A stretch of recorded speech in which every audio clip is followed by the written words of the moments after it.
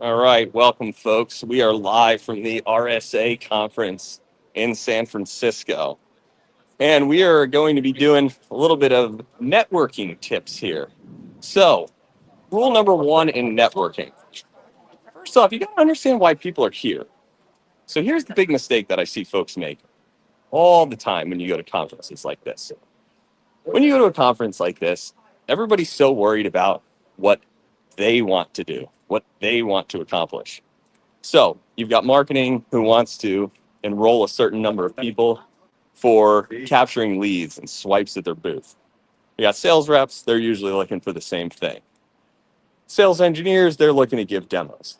Not everybody is here just for sales. In fact, hey, gentlemen, you guys mind jumping in here? We're doing a quick live stream. I'm curious, what are you looking to get out of the RSA conference? Mostly a lot of customers. More customers. Yeah. And partners. Partners, that's Yes. it. You know, everybody's looking for something different. But the number one advice I have for folks is figure out what the other person is interested in. Right? Right. So thank you, gentlemen. You're welcome.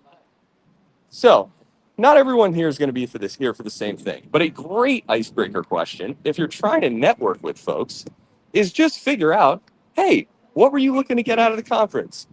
How come you're here? What are you most excited for? Because there's one thing about humans, especially folks that are at a cybersecurity conference. Most people are cool with having conversations. They're here to network. But most people are afraid to take the first step for networking. So they're afraid that people won't come by and ask them questions. Or these gentlemen over here probably terrified that I'm going to do it. Wait for the camera. Yeah. So just some networking tips. The very first question is just, hey, how you doing? What were you looking to get out of the conference?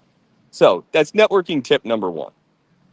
Number two, most people have an elevator pitch prepared and they fumble on it when they actually get the opportunity to. Now, one of the challenges here is elevator pitches, you got to remember, there's nobody at these conferences that is ready to buy a product off of a demo that they saw in a booth at a trade show. It just doesn't happen. The best you can do is hope to have a normal conversation with someone and then show them something of interest and capture a lead so that you can follow up with them later. Now, I'll tell you what folks aren't looking for. They're not looking for an interrogation. They're not looking for you to get into full-on sales mode. They're looking just to create relationships, to get interest in other products, and then you follow up with them when they're in a mental state to receive a sales pitch, to learn more. Right now, they're not in that mental state. So when you get into pitch mode, which is normal if you're in sales, it's just not going to land. In fact, it's probably going to repel a lot of folks because they don't want to hear that. So remember, people are probably not here to buy software at this actual event. Now, what should you do instead? I do recommend having an elevator pitch, but most people show up and their elevator pitch is terrible. And I'll tell you, I'm at a cybersecurity conference right now. I cannot wait for how poor most of these are going to be. And I get it because I used to be pretty poor at it too. Now, the mistake that most folks make when they're putting together an elevator pitch is you'll ask them a question like, oh, hey, what do you guys do? Or what's your product do? Or what's your software, your company do?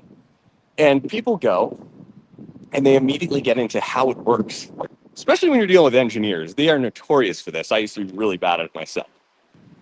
So if you find yourself over explaining, if you find that your elevator pitch is more than 12 seconds, it's probably because you are talking about how your software works. You're not talking about what it does or why it matters or what problem it solves. So there's a lot of formulas you can use for this. I'll give you a couple, just depending on the type of product you offer. So if you are selling some sort of consulting services, a services engagement, not necessarily a software product, it's very possible that what you're trying to do is you're trying to transform an organization.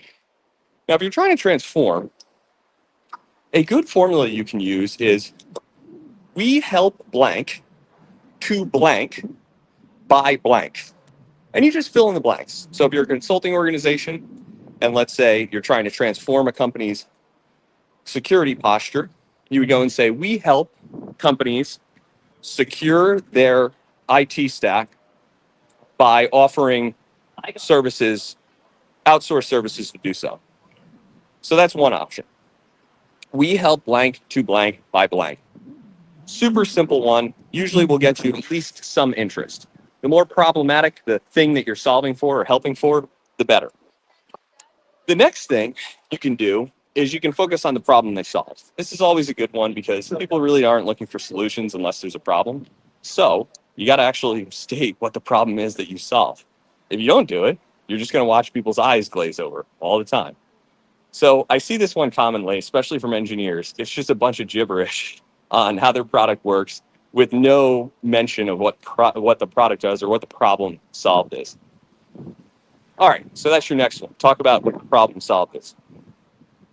Another one, this is probably my favorite, is just tell a customer story because everybody here sounds the same.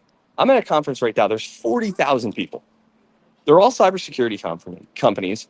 They all sound exactly the same. So what do you want to do?